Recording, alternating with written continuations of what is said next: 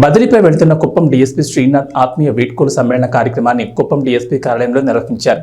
ఈ సందర్భంగా DSP శ్రీనాథ్ను Kuppam sub division పరిధిలోని సీఐలు, ఎస్ఐలు, సిబ్బంది ఘనంగా సన్మానించారు. ఈ సందర్భంగా సీఐలు జీటీ నాయుడు, మల్లేష్ యాదవ్ మాట్లాడుతూ కుప్పం సబ్ డివిజన్ పరిధిలో డీఎస్పీ శ్రీనాథ్ చేసిన సేవలు మరువలేనివని కొనియాడారు. పోలీసులతో స్నేహితులుగా డీఎస్పీ శ్రీనాథ్ మెరిగారని పేర్కొన్నారు. డీఎస్పీ శ్రీనాథ్ తన దగ్గర తీసుకుని తన రాజకీయ అభిషేకం దగ్గరుండి ధైర్యం చెప్పి ముందుకు వెళ్లమని మరోసారి చెప్పేవారని అన్నారు. డీఎస్పీ శ్రీనాథ్ మరెన్నో పదవులను అధిరోహించాలని వారు ఆకాంక్షించారు. ఈ కార్యక్రమంలో ప్రవీణ్, శ్రీనివాసులు, నరేష్ మరియు సిబ్బంది తదితరులు పాల్గొన్నారు.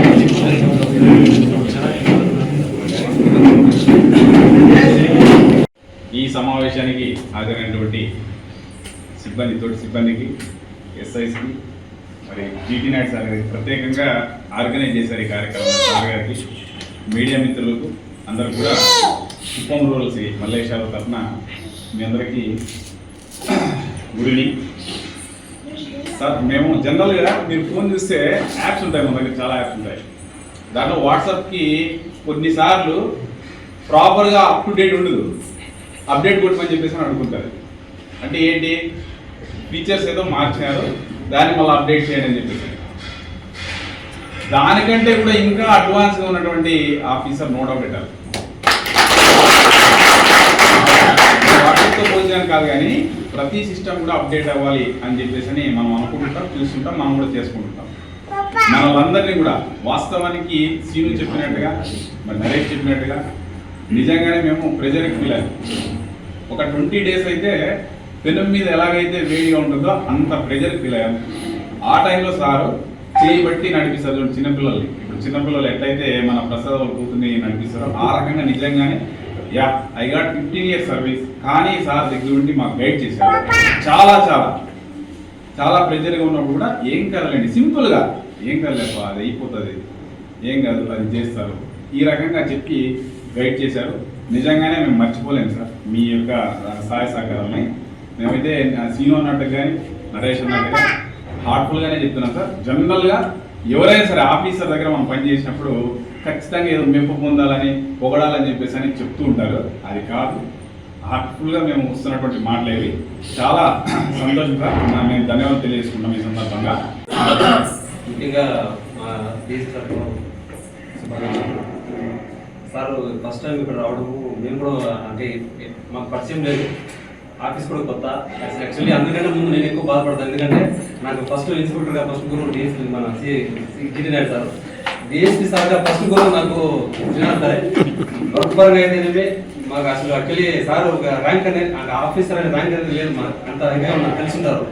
మేము చిన్న స్థాయిలో ఉన్నా కూడా ఆ సార్ దగ్గర ఉండి ఇంకా కొన్ని మాకు తెలియని చాలా నేర్చుకున్నాము. వృత్తిపరంగానే చాలా నేర్చుకున్నాము, నైతికంగా నేర్చుకున్నాము.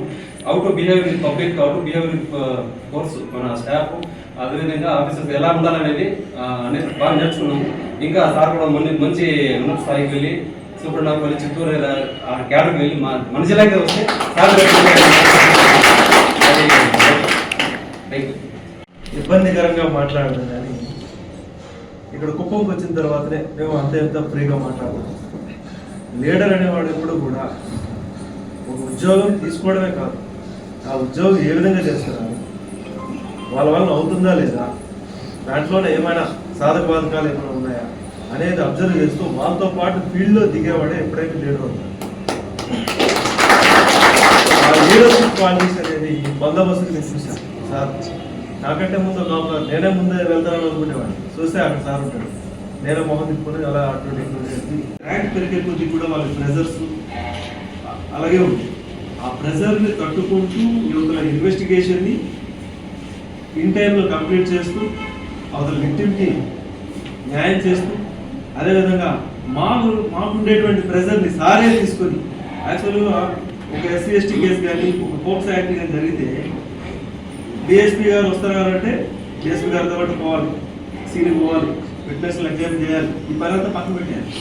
నేను వచ్చిన తర్వాత నేను అసలు కేసులు ఎప్పుడైనాయి, ఎప్పుడు అరెస్ట్ చేసినారు, అసలు ఎగ్జామినేషన్ ఎప్పుడైంది అనేది నేను చూడలేదు.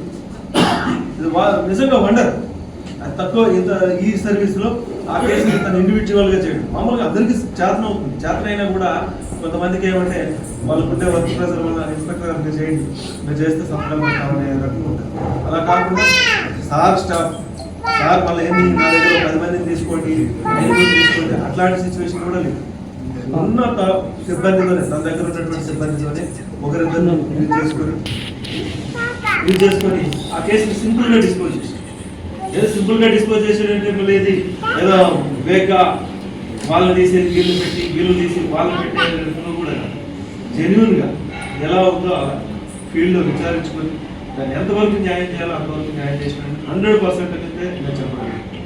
అదేవిధంగా మేము వచ్చి మనం చాలా సంతోషకరమైనటువంటి విషయం. అయితే సార్ 1 monthలోనే వెళ్ళిపోవడం అనేది చాలా బాధాకరమైనటువంటి విషయం. ఫస్ట్ బాధపడేది ఏదైనా మాకు పైనుండి ఒకటి పడిందంటే సార్ ఎలా అంటే ఒక రూఫ్ టాప్ అనమాట. ఏదైనా సార్ ఒక పైనుండి ఒక ఏదైనా భరించరానిది వచ్చినా కూడా సార్ అలా ఆపేసి దాని ప్రెజర్ అంతా ఒకేసారి కిందకి వెళ్ళకుండా అలా ఆపే సందర్భాలు ఈ 1 నెల రోజుల్లో చాలా సందర్భాల్లో చూసినాను. కాబట్టి సార్ దగ్గర చేయడం అనేది ఎంతో అదృష్టం. సార్ వెళ్తున్నటువంటి ప్లేస్ కూడా ఇంకా మనకు వచ్చిన ఎక్కువ బాధ్యతలతో ఉన్నప్పటికీ కూడా ఎంత ప్రెజర్ అయితే ఉండదు. సార్ చాలా హ్యాపీగా ఉంటారు. తన అభిమతానికి అనుగుణంగా ఇష్టమైన ప్లేస్కి వెళ్తున్నాం. అయితే సార్ గురించి ఫస్ట్ సిబ్బంది ఎవరైనా మన మాటలు చెప్పాల్సిందే. సార్ మన మనసులో ఏముందో నాకు తెలియదు కానీ సార్ చాలా ఫ్రీగా ఎటువంటి అంటే వాస్తవంగా అది ఆ టైం మనం ముందెళ్ళినా కూడా చేసింది లేకపోయినప్పుడు ఇప్పుడు సార్ ముందున్నాడు కదా, మామూలుగా ఏమనుకుంటాం నేను ముందు వచ్చాను కదా, నేను నాకంటే ముందు రావాలి కదా, ఆ హైరార్కీ ఫీలింగ్ కానీ లేకపోతే ఒక రకమైన ఏదో ఒక ఇగో ఫీలింగ్ ఉంటుంది. ఆ ఫీలింగ్స్ అనేవి మేము ఎక్కడ చూడలేదు.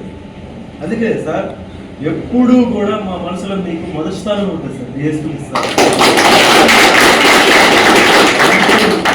ఇక్కడ ఉండేటువంటి సిబ్బంది అందరూ కూడా మామూలుగా ఏదో పెట్టారు, ఏదో ఫేర్వెల్ ఇస్తారు అనేది కాకుండా ఇక్కడికి వచ్చే వాళ్ళు అందరూ కూడా మీ దగ్గరకు వచ్చింది ఎందుకంటే మనస్ఫూర్తిగా వచ్చారు వచ్చారు తప్ప ఏదో చుట్టం చూపుగా కాకుండా లేకపోతే ఇంకో విధంగా అయితే ఎవరు రాలేదు సార్. అదేవిధంగా ఏదైనా ఇప్పుడు ఇన్వెస్టిగేషన్ పోక్సో యాక్ట్ వచ్చింది. మేము ఇంతకుముందు చూసేటువంటి కేసుల్లో పోక్సో యాక్ట్ వచ్చిందంటే డిఎస్పీ గారి కంటే వెళ్ళక ముందే మేమే బతుకుతూ ఉంటాం. ఎందుకు అక్కడికి వెళ్తే ఆయన తిడతాడు, ఎందుకు ఊరికే తలకాయ నొప్పి, అదేదో మేమే ఇక్కడ క్లాసిఫై చేసేసి అన్ని చేసి ఆ తర్వాత మళ్ళీ మాకు ఎప్పుడు అది డిస్పోజల్ అయ్యేంత వరకు మాకు భయమే. ఎందుకంటే అది ఏ విధంగా తీసుకొచ్చి మళ్ళీ నెక్స్ట్ చుట్టుకుంటుందో తెలియదు. ఒక ఎస్సీ ఎస్టీ అట్రాసిటీ కానీ పోక్సో యాక్ట్ కానీ ఈ కేసుల్లో ఇక్కడ సార్ చెప్తే సర్లే కానివ్వండి, ఇది ఒకటే సమాధానం, సర్లే కానివ్వండి. ఎన్ని కేసులు నేను వచ్చిన తర్వాతనే 3 కేసులు పెట్టాం మా దగ్గరే. ఓవరాల్గా చూసుకుంటే 3, 5, 15 4 రోజుల్లో 15 కేసులు అయితే 15 కేసుల్లో కనీసం 12 కేసులను డిస్పోజల్ చేసుకుంటాం సార్. అది అలా డిస్పోజల్ చేయడం అనేది అంత ఈజీ కాదు.